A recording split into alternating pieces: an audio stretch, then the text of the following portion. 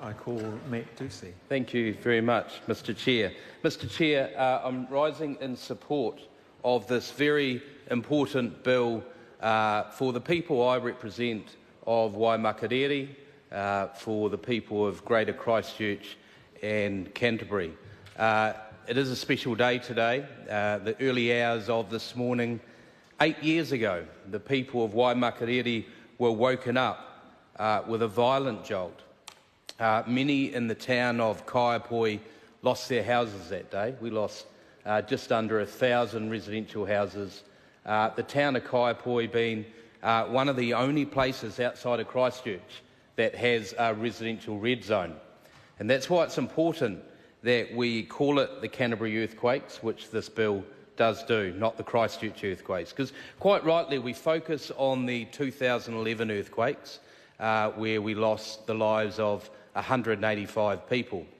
But we shouldn't forget the first earthquakes were the 4th of September 2010.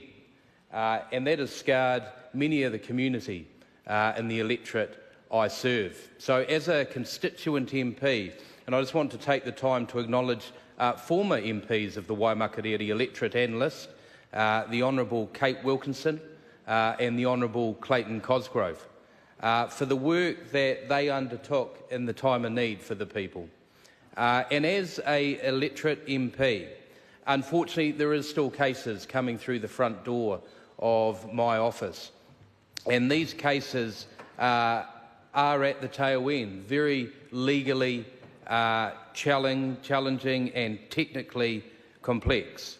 And I think even though today we've heard support across the House for this bill in the first reading, I think, as some of the previous speakers have outlined on this side of the House, we think there's some real deficiencies, or to take a strengths-based approach, there's real opportunities. But first, I do want to acknowledge Parliament. I think the people of Canterbury genuinely feel that Parliament has stood behind them right from the start. The Canterbury Earthquake Recovery Act, the Regeneration Act, we've done local bills on the Arts Centre as well as Christchurch Cathedral. So this Parliament has worked well for the people of Canterbury, and I do hope in the legislative process that we are about to undertake, Cantabrians voice their concerns, we hear them as submitters, and this bill will come back amended and better for that process. Because there is some areas we need to focus on. One small detail that comes through my constituents many a time is the LIM reports.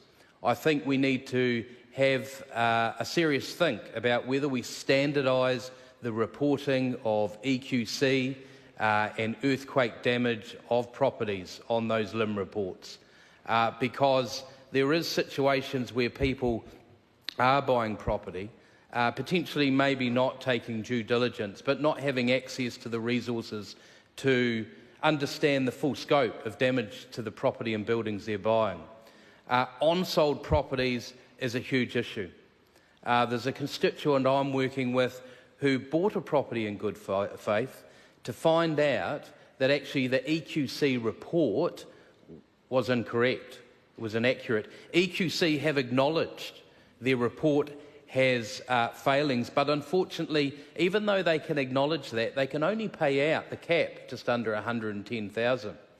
And of course, now this person is in limbo because their insurer says, well, we didn't hold the policy of the house during the earthquake, and the insurer of the house during the earthquake says, well, this person wasn't the policy holder.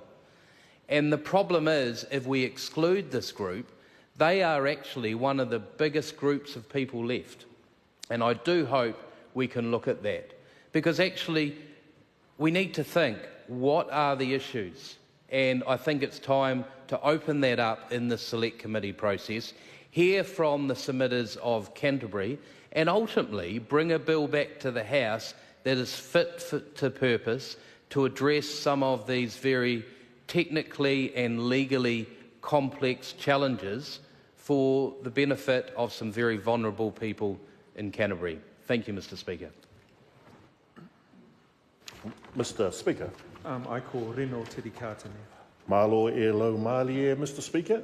Warm Tongan greetings from